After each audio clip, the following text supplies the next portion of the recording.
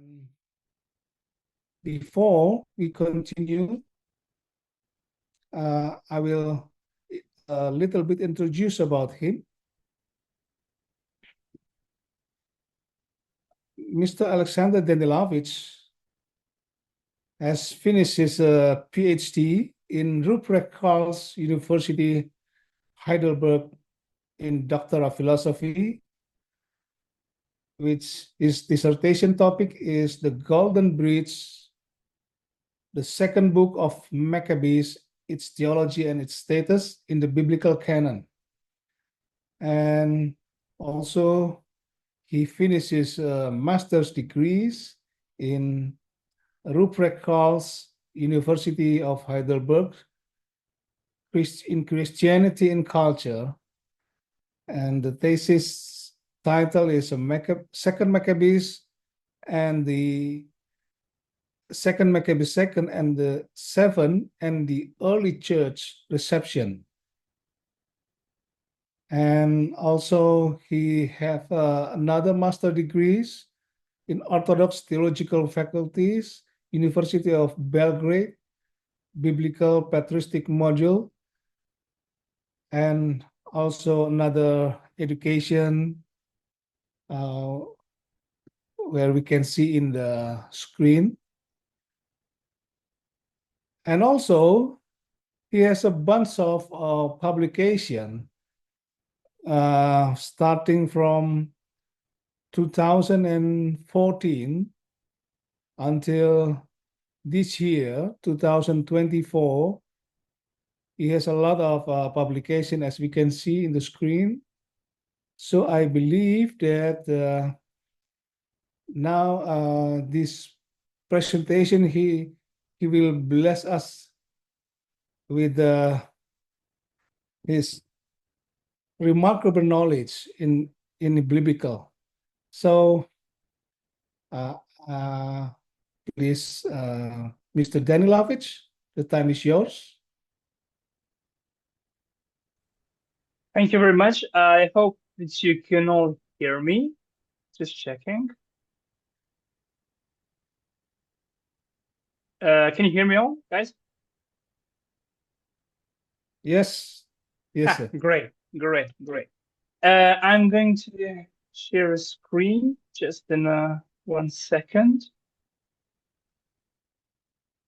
Just in 1 second.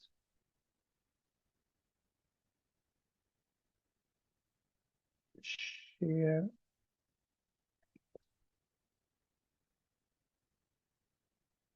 Okay.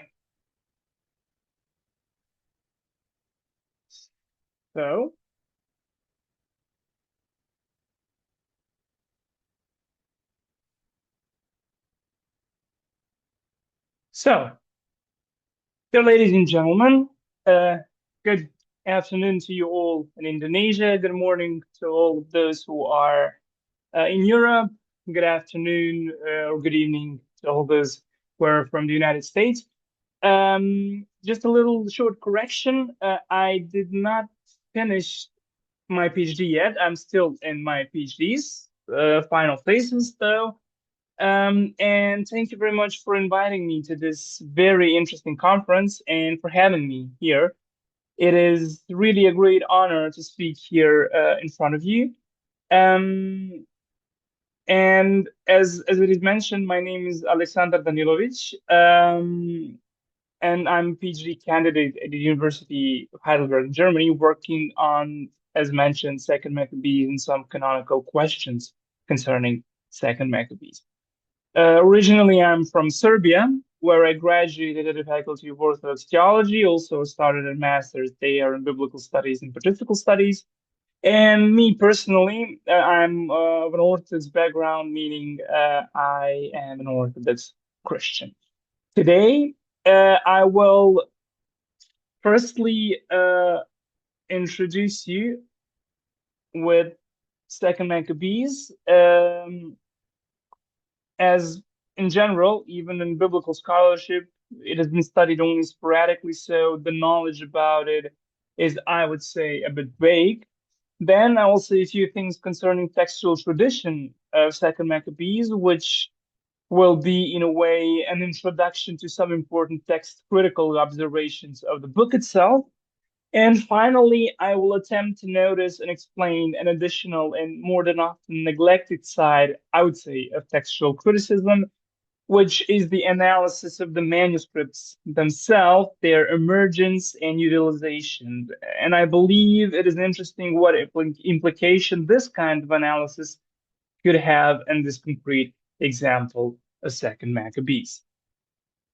The second book of Maccabees tells a story about the beginnings of the Judean uprising against the Seleucid Empire in 2nd century BC.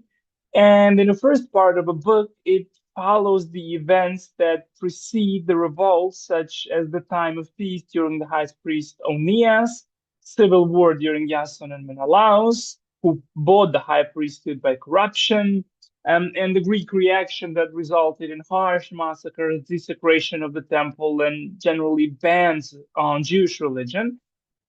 Then the second part of the book follows Judah Maccabee, the beginning of the uprising through the rededication of the temple, and ends after the victory over Seleucid general Nicanor, after which Jerusalem and the temple are secured. Interestingly, it does not continue to tell the story of the further wars and gaining the independence of the Hasmonean state at a time, as the first Maccabees does. At the beginning of the book, there are two interesting introductory epistles written most likely in Aramaic from the Jews in Jerusalem to the Jews in Egypt, most likely to the Jews in Alexandria. And it seems that they were attached later to the main story. However, this is not attested by any textual witness. The rest of the book has been written in very good Greek language, somewhere, I would say, around the mid 2nd century BC. And the place of composition is in the later scholarship disputed, ranging between Jerusalem and diaspora, sometimes Antioch, mainly Alexandria, Egypt.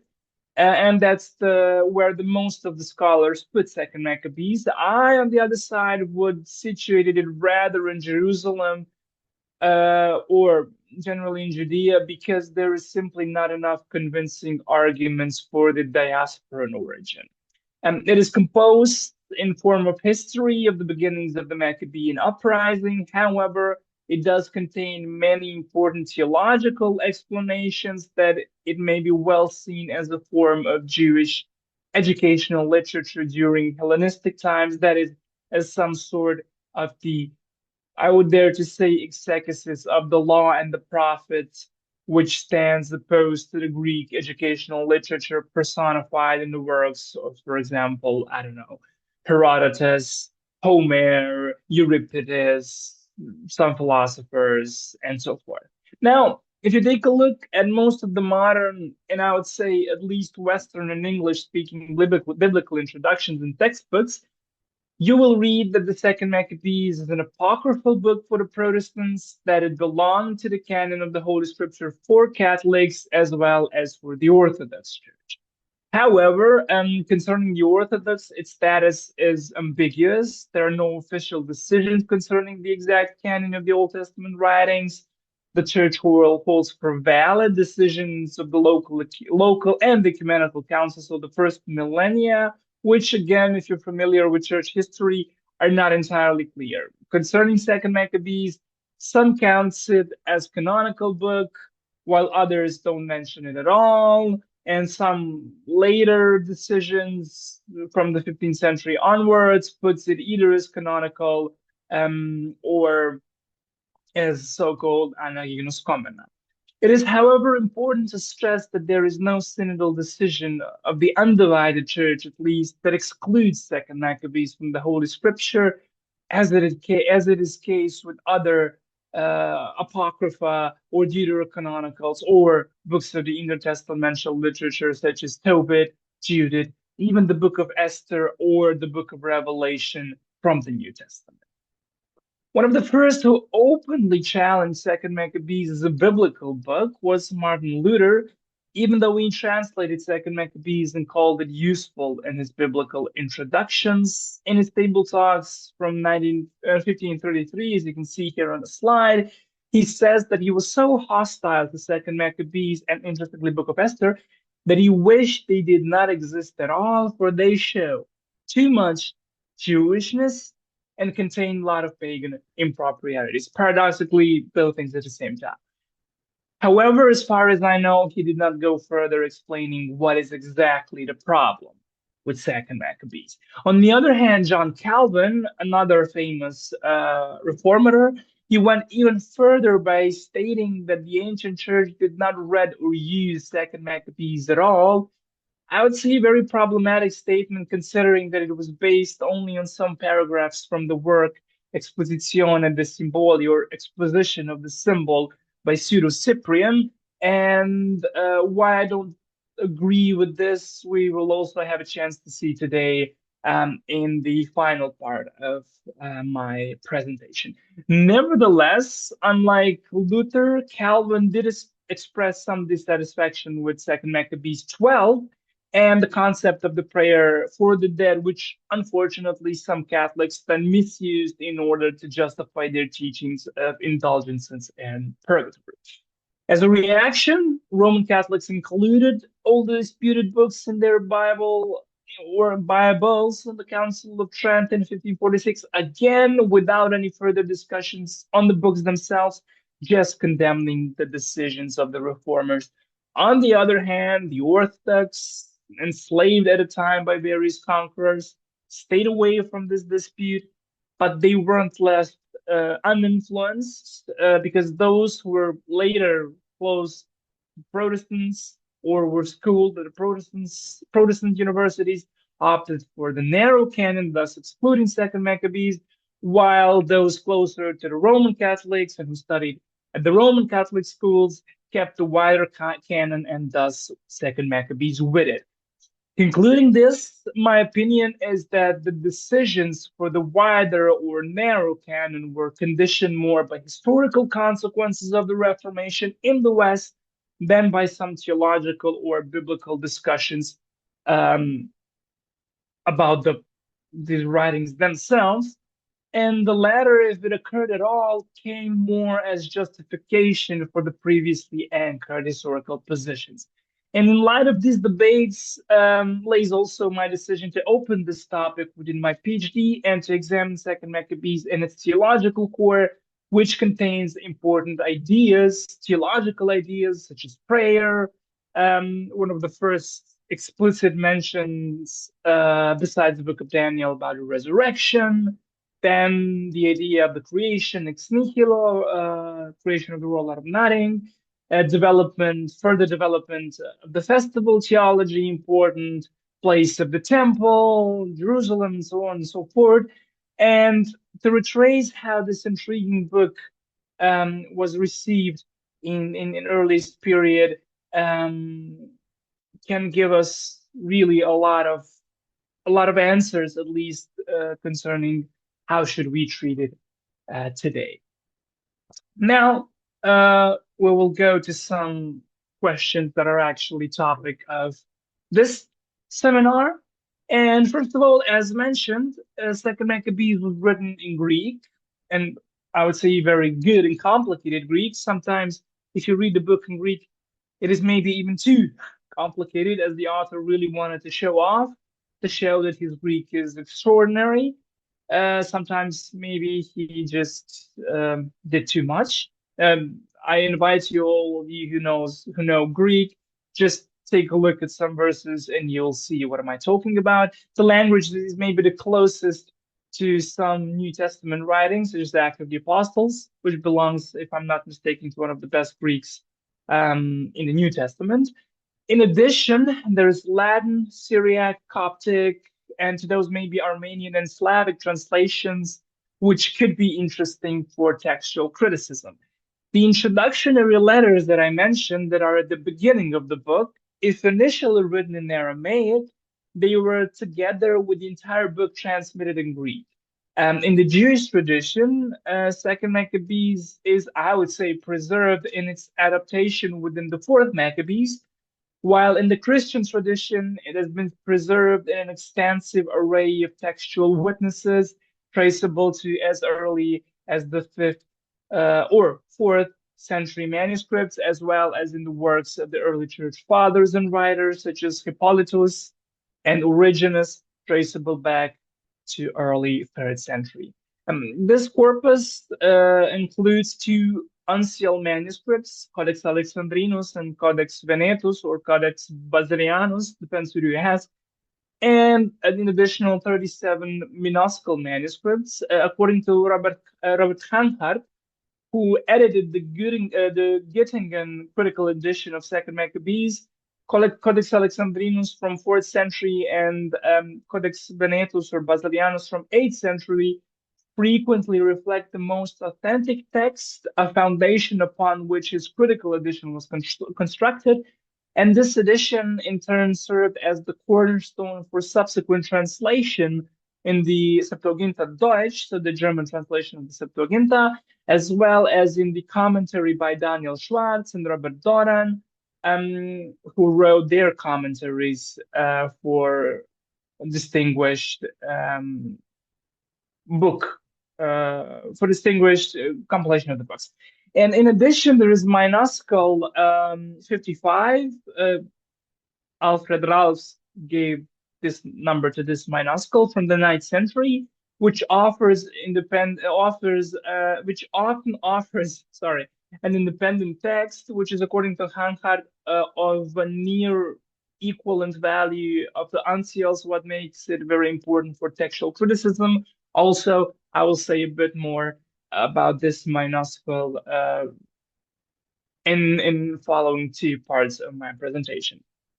And when it comes to translations, Latin offers 8 important Old Latin manuscripts as well as 10 Vulgata manuscripts, all spanning from the 8th to 12th century. And in addition, there are direct and important quotes from Cyprian of Carthago and Hilary of Poitiers, dating back also to the early 3rd and early 4th century. We have also Syriac tradition that offers 24 interesting manuscripts, while Coptic only 2. And I will show you also one of the Coptic manuscripts, which I find very, very interesting. Now, concerning textual criticism of Second Maccabees, generally speaking, textual witnesses show that the text is very stable with no many significant variation, unfortunately, for those dealing with textual criticism in Second Maccabees.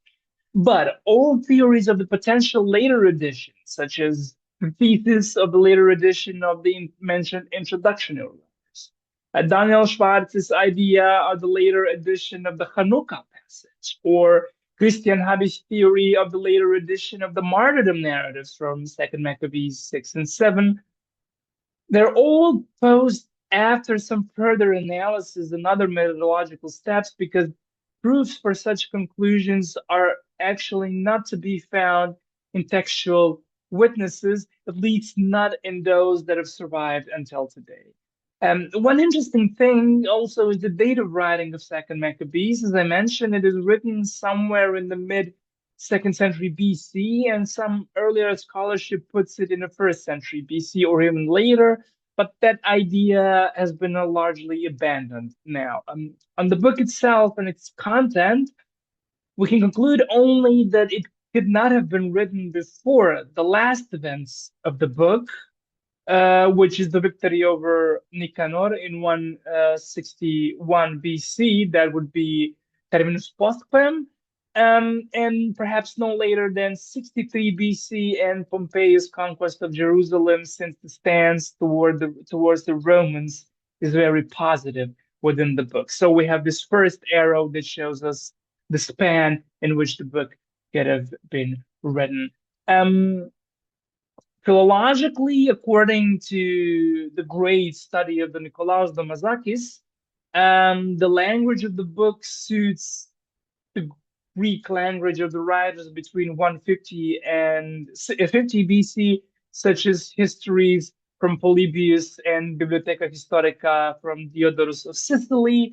Thus, we're now narrowed a bit our timeline, putting it between 150 and 63 BC. In addition, of course, in the second, in let's say, second part of the second century, most of the other books of the Hebrew Bible were translated in Greek. So I believe that this span between 150 BC and 63 BC is really the best we can do when dating Second Maccabees on what the book itself can offer us philologically.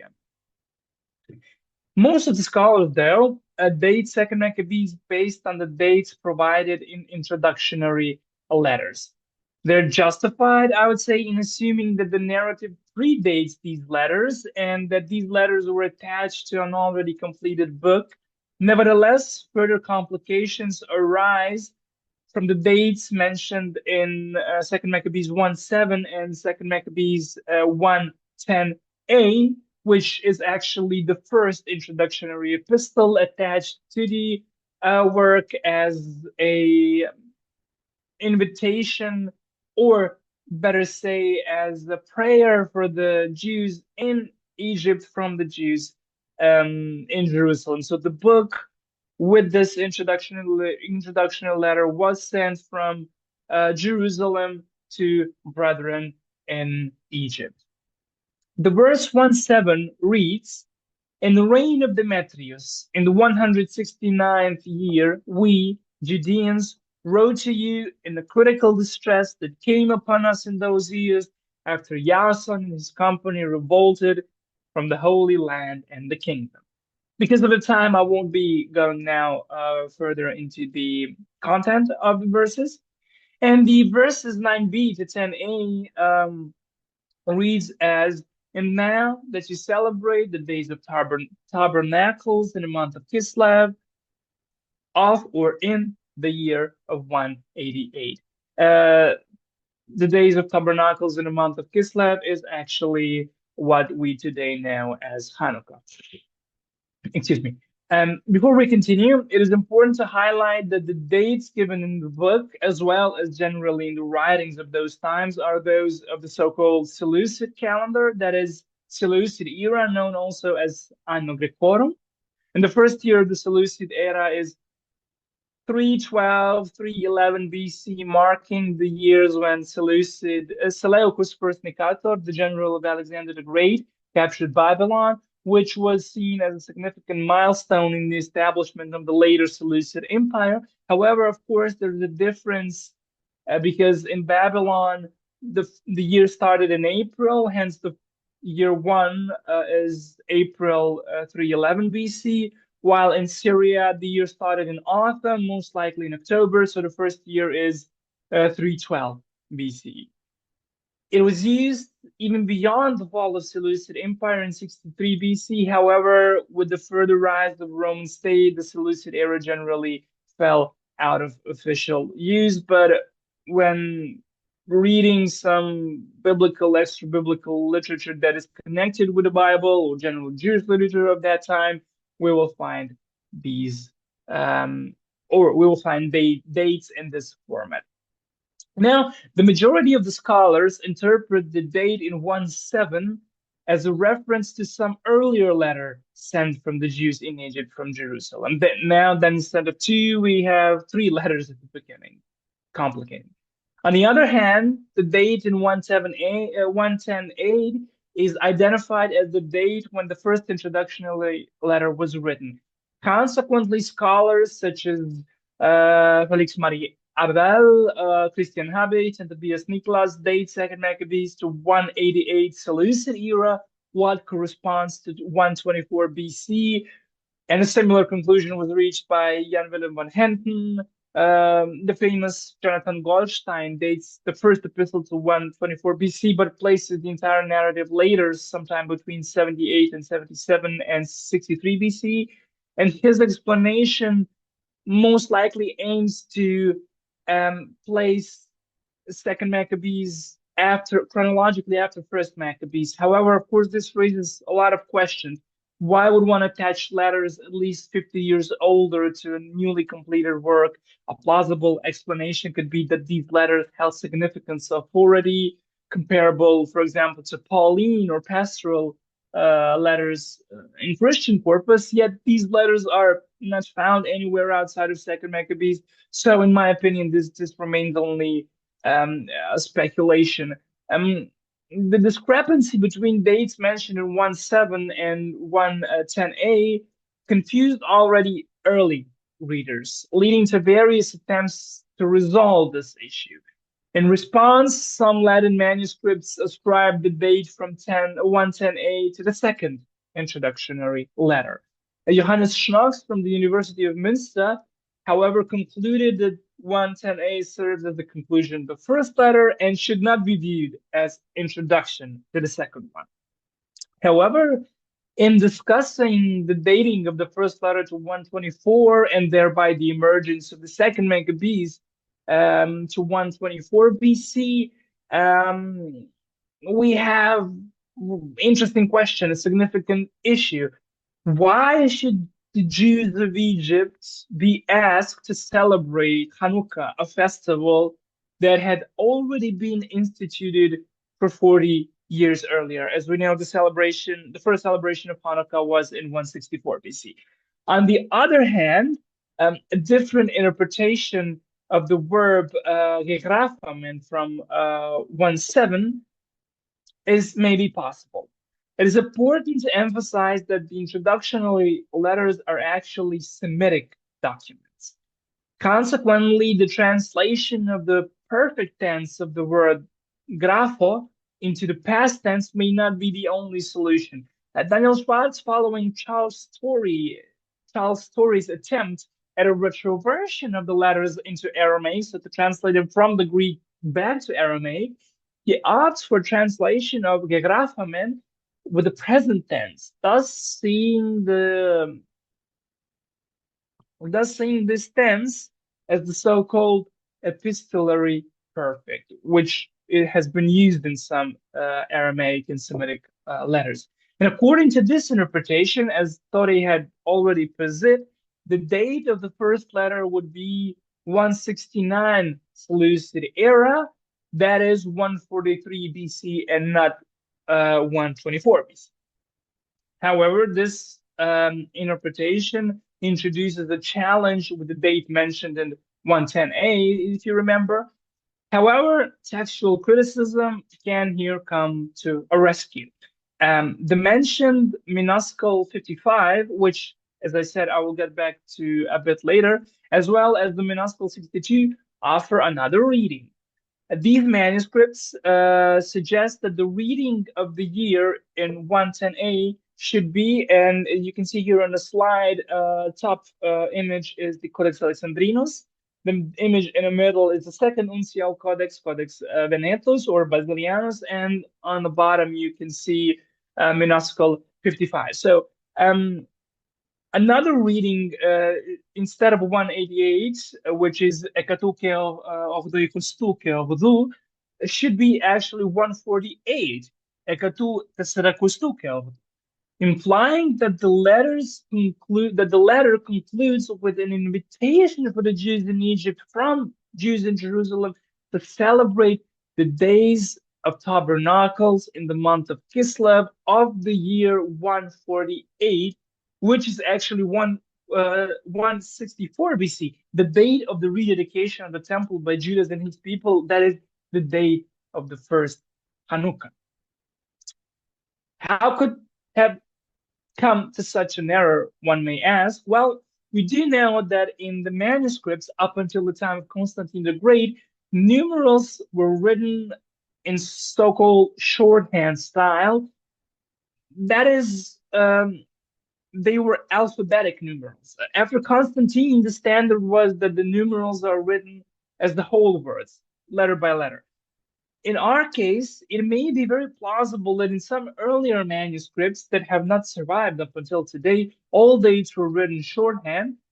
This way, the number 188 or ekatuke ordoikustuke ordo was written as in Greek as ro P delta, where rho is 100, mi is 80, and delta is 80.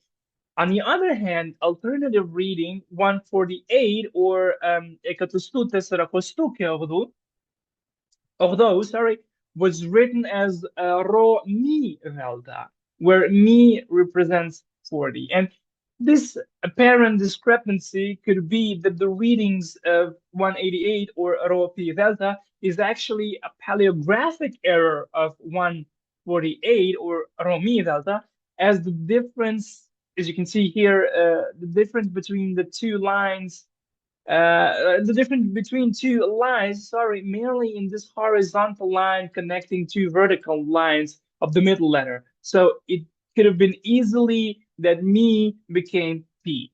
And knowing all the kinds of scribal errors that could have happened, it is not impossible to assume such things. If so, accepting this argument would suggest that the date of the first letter is 143 BC, that is, Second Maccabees emerged in 143, what corresponds with the year when the Hasmoneans gained their independence from the Seleucids. A fitting occasion actually to invite the Jews in Egypt to celebrate this liberation and to give them hope that they can also live in peace. Nonetheless, the narrative itself, of course, was most likely then written between 161 and 143 BC, and we cannot be more accurate than that. On the contrary, Robert Doran criticized such dating, pointing out that there is no parallels in Hellenistic literature to support such dating of the first letter. For him, the main problem is that he expects that the date comes at the beginning or at the end of the letter.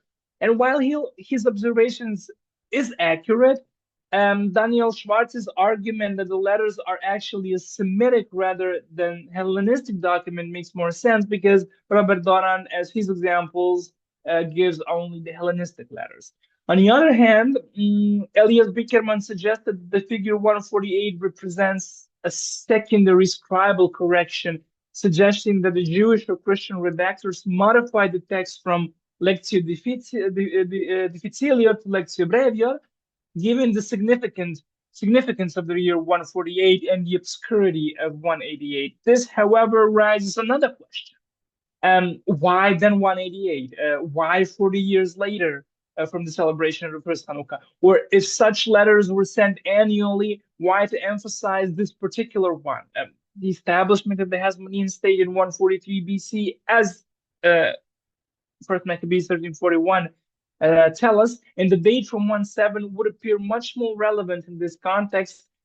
However, taking broader context into account, Johannes Schnox was correct in concluding that this reading and Schwartz's argument actually resolve much more issues than it creates, especially considering the absence of a compelling evidence to dismiss such an interpretation besides these two of Robert Doran and Elias Bickerman. Now, even if such analysis can help a lot in understanding of the text, I'm coming now to the final part of my presentation. In our example, Formation of Second Maccabees is a document that celebrates the peace and the freedom, inspecting the textual witnesses themselves in their whole, more thoroughly could provide us with much more interesting answers. As I mentioned before, Second Maccabees belongs to those group of disputed books that Martin Luther and John Calvin excluded from the Bible and counted as apocrypha. And John Calvin even saw unnecessary such writing that has never been actually used by the early or by the ancient church. More recently, in 2015, German Egyptologist, late Professor Jan Assmann, even suggested that it is their violent character that excludes the books of Maccabees from the canon already early on. However, I believe that besides reading the text and various text variants from the textual witnesses, a further analysis of the manuscripts themselves could offer a lot to such debates, and at the same time, understanding of the content and even context of the book itself. Excuse me. Writing his extraordinary studies in the New Testament and its and its text contained in Codex Alexandrinus, W.A. Smith writes something interesting on this topic, as you can see it on the screen. He says, when manuscripts are studied only for the text they contain, a wealth of knowledge about the history of those manuscripts is ignored, and the textual setting reveals to the careful observer much about the purpose and the use of the manuscript, both from the time of its creation and from its later utilization. I'm sorry, here on the slide it should be observer and not the observer. As far as I know, the word observe does not exist. Back to the presentation. It is important to know that in the first millennium, manuscripts were rarely, if ever, produced for private libraries, and they were almost exclusively created for churches, for monasteries, and for their liturgical and pastoral needs. And analyzing these manuscripts can provide valuable insights. And it is also important to highlight that complete codices, the so-called Pandects, were extremely expensive and thus rare. So the complete Bible were almost non-existent. And as a result, many manuscripts contained only select books or even portions of the books that were essential for the liturgical and catechetical needs of a community. As mentioned in the introduction, the Greek text of Second Maccabees is attested into uncial codices and 37 minuscule manuscripts, and the text appears to be generally stable with no significant variations. But of course, one concerning the date in the introductory letters we analyzed just a few minutes ago. The oldest extant witness of the Greek 7 Maccabees is the 5th or possibly even late 4th century uncial Codex Alexandrinus, one of the 3 most important biblical manuscripts available today. Codex Alexandrinus is known to have been at one point the Bible of the Patriarchal Office of Alexandria, or possibly of the church where the patriarch regularly celebrated liturgy and other services. And its liturgical use by bishops or even by the patriarch himself sometime after the 6th century is suggested by the presence of partial and incomplete lectionary notes in several Old Testament books. And these notes were likely added to assist with the readings during the Great Lent and the Holy Week, which is a period of 49 days before Easter. And on this slide, you can actually see some of these lectionary notes. Here we have an example of the Ezekiel 37. And on the left side, we have a note that has been written. And we have some Greek letters. We have Omicron Taf, which means ton orthron. Then we have this abbreviation, which actually means the Sarakosti Megali, which is actually the Great Lent or the Holy 40 Days. Then we have Sigma Alpha, which means Sabato, which is Saturday. And then in the bottom line, we have Piro Omicron, which is Proti, most likely, and this abbreviation in the bottom right could be read as Anastasi. All this, what it means Orthron is actually was in the early church morning service, morning prayer. Tsarkosti Megali means that this morning prayer was held during the Great Lent on Saturday, which is also known is in early church and in those who are studying liturgy, they know that the morning service on Holy Saturday was also called the first Easter, the first resurrection, Proti Anastasi. Ironically, I mean, if we know that in the Jewish calculation of a time, day begins in the afternoon, so this morning service was celebrated actually in the evening, which was actually the first Easter service. And for this reason and for some others, W.A. Smith attributes the creation of the entire manuscript for the liturgical use. The codex's precise origins remain unclear due to incomplete historical data. One theory says that it was produced by scribes at the female monastery of St. Thecla in Seleucia and Cilicia, which is modern-day Turkey, and it was later or even immediately after its creation transferred to Constantinople, from where it eventually made its way to Alexandria. Another theory suggests that the codex originated in Egypt. It remained in Alexandria and had only a brief stay on Mount Athos during the turbulent period of Muslim oppression in Egypt. Allegedly, Patriarch Cyril Lucatus of Alexandria retrieved the manuscript from Mount Athos. What is certain, though, is that Kirill Lucaris brought the manuscript to Constantinople around 1620 when he became Patriarch of Constantinople to protect it from the Ottomans. And 7 years later, in 1627, the Codex was gifted to the British Royal Library, where it remains today, possibly, as I said, as a result of the harsh conditions Christians faced under Ottoman rule. W.A. Smith describes Codex Alexandrinus as a deluxe Bible, which must have represented a significant financial investment at the time and must have held an enormous significance for both those who commissioned its creation and those for whom it was produced. Therefore, both theories linking its origins to the major cities of Alexandria and Constantinople are reasonable assumptions, and it's used in liturgy likely by both the Patriarch of Alexandria and Patriarch of Constantinople, as well as later period in the monasteries of Mount Athos, together with Rome, the most significant centers in Christian history, underscores its extraordinary importance. As we know, Codex Alexandrinus is base text for a lot of critical editions. Thus, its importance for textual criticism is enormous.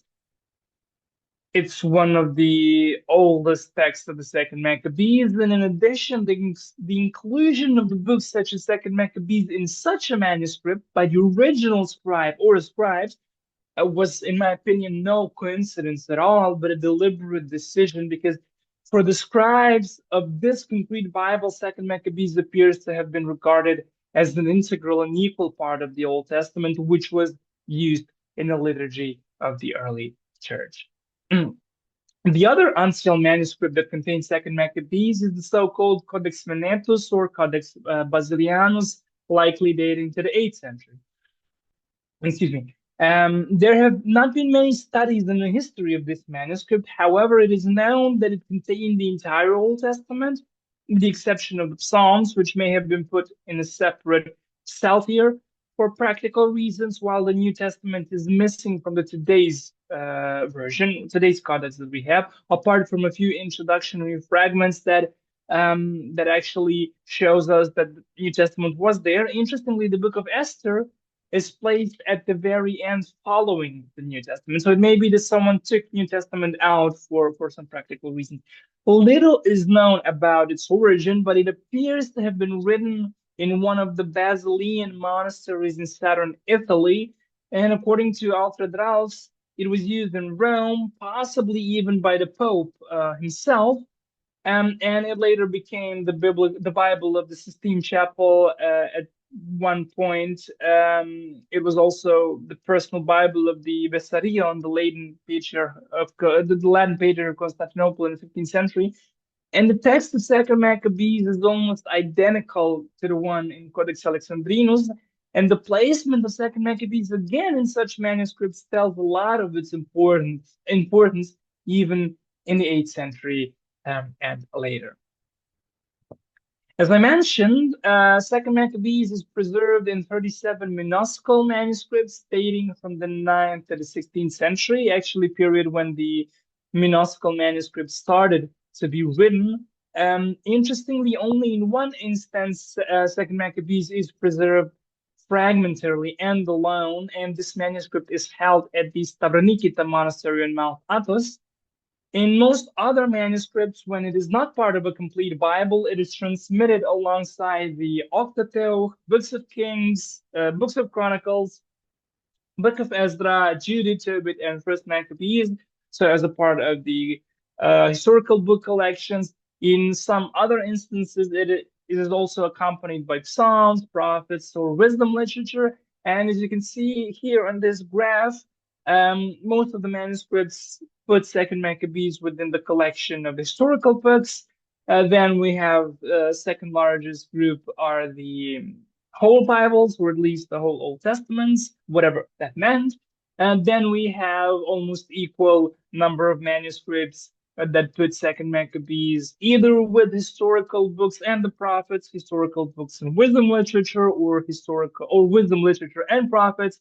A smaller portion of the manuscripts that put Second Maccabees together with wisdom literature, and only one fragmentary that puts Second Maccabees alone. Interestingly, in the entire manuscriptal tradition, we don't have a collection that combines Second Maccabees just with other books that are today seen as apocrypha by the Protestants or deuterocanonicals by the Roman Catholic Church.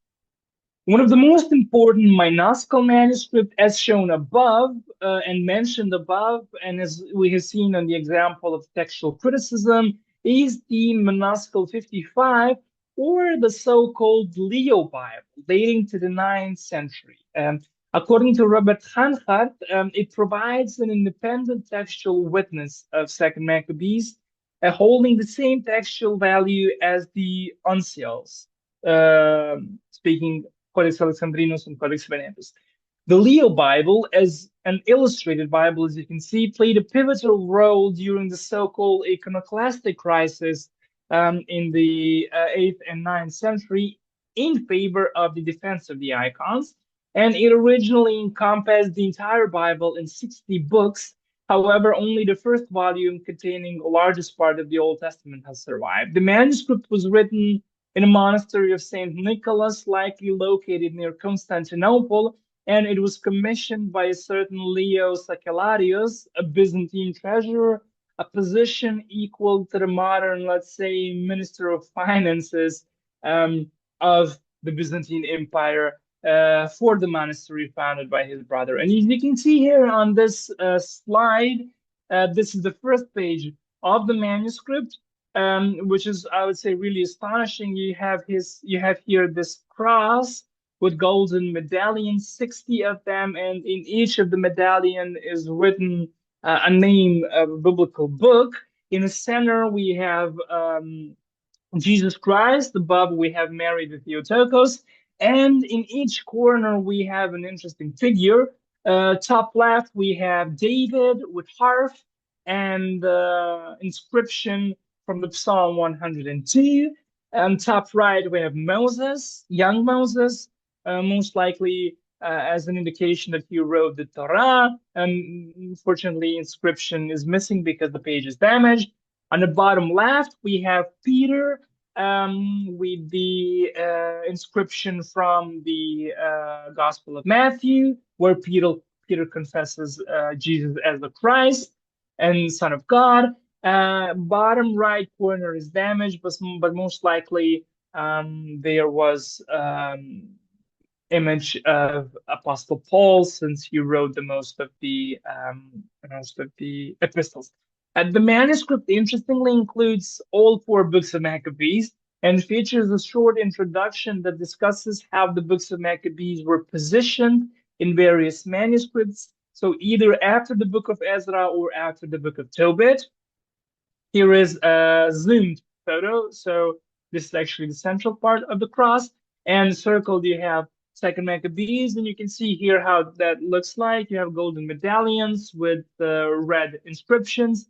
And on the far left side, in the top row, you see Book of Esther, then Book of Tobit, first, second, third, fourth Maccabees. In the middle line, you have Book of Sirach, 12 prophets. Then comes Christ. Then comes Isaiah, Jeremiah, Ezekiel, and so on and so forth. So the line continues. And in the bottom line, we're already started with the New Testament. So we have here the Acts of the Apostles, letter of Jacob, 1st, 2nd Peter, 1st, 2nd John, and so on and so forth until the book of Revelation. Notably, this manuscript contains also one of the earliest known images or icons of the Maccabean martyr that were celebrated in the early church on August 1st. And this depiction portrays Eleazar, the seven brothers and their mother, standing before Antiochus, which is actually Second Maccabees 6:7. And the image is accompanied by an inscription closely resembling the text that would appear about a century later in liturgical text. And this raises the possibility that the inscription was actually part of an earlier liturgical service for the feast day of the Holy Maccabees, creating the formal liturgical minea that emerged in the 10th century. This inscription was in rectangular shape around the image. This I hope I read it well. This should be the Greek reading of the inscription and the translation. And these motives, and king infuriated, the martyrs putting the king to shame, the valor of the brothers like a seven-branched lampstand, law observing nature, the justice of Elijah. All these motives actually belong to the worship day of the Maccabees, starting from the 10th century. So this could have easily been part of a text of a liturgy of the Troparion that have been sung, and these motives actually stayed up to this day in liturgical books of the Orthodox Church for the August 1st. And as mentioned, creation of such codices was very expensive, especially if they contained such rich illuminations. And placement of Second Maccabees in such manuscripts is definitely not coincidental. And knowing that it's been created in Constantinople, especially this minuscule, the center of Christian life of those times, most likely by the best scribes, those readings that we mentioned concerning the date, those textual critic variants, they really gain on their weight when we know what this manuscript actually is. Because when we read, there is a minuscule 55 that reads that, and that, we don't know much. But when we really know what this minuscule is, then we can really know maybe a bit more. And as mentioned in the introduction, the importance of the translation can also be very significant when dealing with textual criticism. And one such translation is the Coptic fragments from the early 4th century, which itself is a translation of the early 2nd century original. And this fragment also suggests that Second Maccabees had its own place in the early Christian worship. And this also shows how actually biblical text was transmitted more often as a part of the liturgical lectionaries and texts than the complete Bibles, since until the invention actually of the printing press, complete Bibles were extremely expensive and only rich cathedral churches of big cities such as Rome, Constantinople, Alexandria, or Antioch could have afforded them. That is why the Coptic Paschal lectionary is an astonishing discovery. In 1952, archaeologists discovered near Dishna, Egypt, the so-called Dishna papers. Among them was the Crosby-Shoyan Codex manuscript 193, concealed in a clay jar, which lay beneath the sand since the 7th century, which again preserved it from the Arab conquest. This manuscript contains one homily of Melitov, Sardis, and Pascha. It contains Second Maccabees 5:24 to 7:41, titled "The Martyrs of the Jews Who Lived Under Antiochus the King." It contains First Peter, titled only as Epistle of Peter. It contains the Book of Jonah and a fragmentary sermon for Easter morning, likely authored by the scribe of the Codex himself. Scholars believe that this discovery represents part of the library of the Tau monastery in Egypt, established sometimes between 323 and 336 by Saint Pachomius the Great, founder of the Cenobitic monasticism. What will become a main branch of monasticism in the ancient church and even in the Eastern churches today, and even the Western monasticism is actually based on form of Cenobitic monasticism. And in short, Cenobitic means monasticism, monks in a community, so not the loners who live in wild. And it is also believed that a significant portion of this manuscript, the introductory homily of melatonin readings is actually a translation of the third century Greek original from Alexandria from around 250 AD, while the Coptic version may have been created between 329 and 346, possibly even commissioned by Saint Pachomius himself. We have radiocarbon dating of this manuscript, so dating is actually more or less precise. Now, knowing the hypothesis that the major portion of First Peter may have served as part of a Paschal liturgy, specifically during the Easter baptism service, and the inclusion of the book of Jonah, interpreted in Christian theology in light of resurrection, alongside two Paschal homilies, it is almost certain that this codex functioned as a Paschal lectionary, and it was likely intended for the use in the pre-Nicene Paschal liturgy, which celebrated the festival of the resurrection of Christ in Pachomian monasteries and perhaps even in Alexandria. Here are some few photos and images of the manuscript. On the left image, you can see the manuscript when it arrived at the University of Mississippi in the United States, where it is today. Right photo is actually a first page of the Second Maccabees story about the martyrdoms of the Jews during who lived under the Antiochus the king. That's the right side here opened. And then we have here close up on the left side with the superscription, the title, Jewish martyrs who live under the Antiochus the king. And on the right side, we have the final page of the manuscript.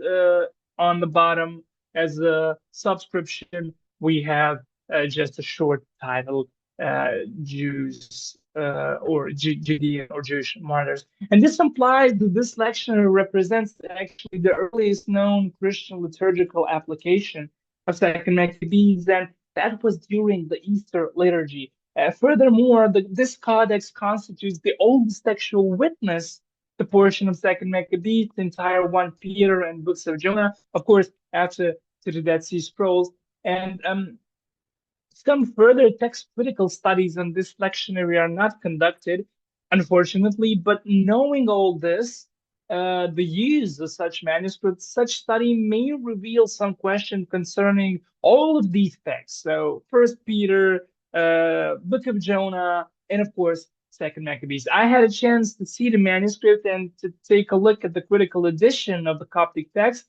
And while I'm not the expert in Coptic, it seems to me that it nearly follows the Greek text of the martyrdom that we later find in the above mentioned manuscript. So this justifies my theory that Second Maccabees, unfortunately, in the narrowest possible sense, is not much interesting for textual criticism, though I did try to present something from the Second Maccabees within this larger topic.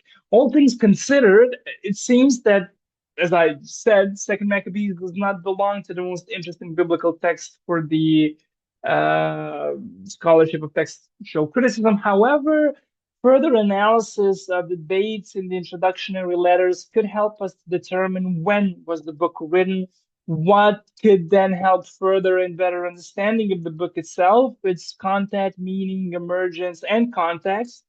As Professor Johannes Schmuck from the University of Münster in Germany wrote, it seems that the accepting of the earlier dating solves much more problems that it imposed, because if the book was written at the beginning of the monarchy, tells a bit different story than if it was written somewhere in, let's say, middle of the existence of the monarchy. On the other hand, having in mind this, I would say, a bit neglected, the other side of the medal of the analysis of the textual witnesses, studying manuscripts not only for the text and the text versions that they contain, but also for their own history, could afford or could offer us a much better understanding of the text itself.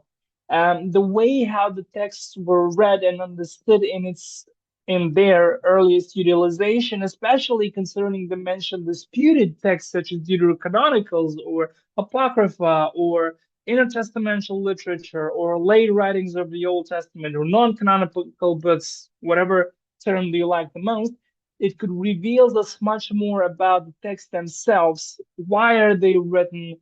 What was their purpose? And finally, it could assist us to even better understand the meaning of these texts today. So to look on the content of the text and then to judge about them, than just to take over arguments of the past centuries. So that would be everything I prepared for you today. Thank you very much for your attention. As I mentioned already, I don't know if your organizer told you, I really have an important schedule, important term in half an hour. So let's say I'll be able to be there for the next 15 to 20 minutes because I have some stuff concerning German bureaucracy and my staying in Germany. So I shouldn't be late in that. So thank you very much again for your attention, and I'm looking forward to possible questions. Okay, thank you very much, Mr. Danilovic, for your extraordinary presentation. And now we come to the short time in the question and answer. And for the participants who have a question, please raise your hands. Okay, first is Mr. Yonghan. Please, Mr. Yonghan. Thank you, Pak Oscar. Thank you for the presentation, Mr. Dr. Alexander, candidate. It's really interesting presentation. Just want to know your view about Second Maccabee chapter 12, verse 13 to 45. There's a two view that actually this part support for purgatory, but the other side said no. The author intent never support about purgatory. What do you think about this chapter? If you think this is support for purgatory teaching, do you think it's very spiritual, dangerous for Christian to learn about this book? Thank you.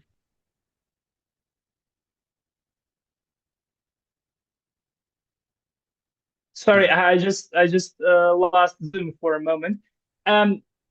Firstly, I think the misuse of the book of the text is to base the purgatory teaching on Second Maccabees 12. I don't see that teaching in this text. What I see here is the following. The book itself is really centered on the teaching of the resurrection. So we have the martyrs who died for their faith with the expectation of the resurrection from the dead. If we have the idea of the resurrection, as Judas here says in verse 44, if we have resurrection, then it makes sense to pray for those who died to be resurrected. I don't see how someone could come to the idea of the purgatory in these lines. Yeah, of course, if we take a look at I'm not an expert now in history of dogmatics, the Catholics somehow came to the idea of purgatory and they needed a biblical confirmation for that, and they somehow found it here. I don't see it. I only see, as I said, the connection between the resurrection, and if we have resurrection, then we can pray for the dead. And one interesting thing that I came across is the 1244, which says, Judas says, if he did not expect that those who died are going to resurrect, then it will be useless to pray for the dead. We have something similar later in the New Testament, of course, differently said, but the same structure of the sentence where Paul says, if Christ did not resurrect, our sermon and generally our faith is in vain. So I see the interconnection there, and definitely not to the conception of the purgatory. So in that sense, I don't see how this text could be spiritually dangerous unless you're misusing it. Yeah. Okay. Thank you, Mr. Danilovic. Mr. Yonghan, is anybody else want to ask something? Please raise your hand.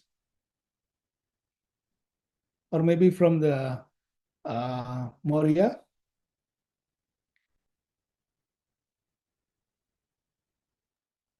So until the question come, if I may just say, I know that this such topic is really not very popular among the Protestant school, which is of course justified, having the history in mind. But I hope, I mean, I'm inviting you all when you find some free time just to take a look at the book, to read it. Of course, from the theological point of view, you can find really interesting ideas, but also historically, you can see. I mean, if we read the Old Testament and if we stop with Ezra and Nehemiah and let's say Prophet Malachi.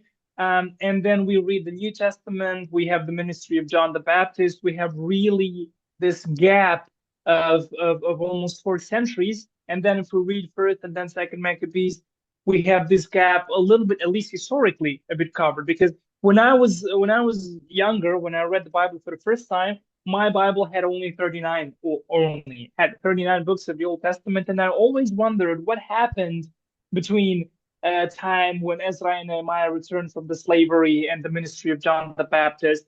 Where did the Persians disappear? How come we have the Romans now? Or how come we have suddenly Greek language instead of Hebrew, and so on and so forth?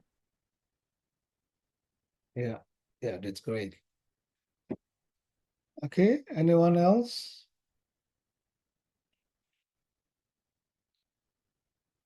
Okay. Okay, Mr. Danilovic, I think you have a outstanding presentation. Is a blessing for us. And then, as a token of our gratitude and appreciation, we provide you a certificate from our institution for your outstanding presentation. Thank you very much. Thank you. And once again, I hope you enjoy this time with us. And then success for you, and you're finishing your PhD. And Thank you. Thank you very much. I'm really blessed that I was with you today. If some of you remember, I was also here during your last international seminary and really enjoyed. Really, I'm really happy that you had me here, and it's really an honor being here, speaking with you, and being able to bring you parts of my studies. And of course, I believe the organizer, they do have my contact information. So if any of you, if you take at some point to read the book, just feel free to shoot me an email, and I'll be glad to answer any questions if you have them. Of course, if I'm able to, having in mind that I'm still also only a PhD candidate and not a really experienced scholar. Yes, thank you, sir. Thank you once again, and hope you success, and God bless you. And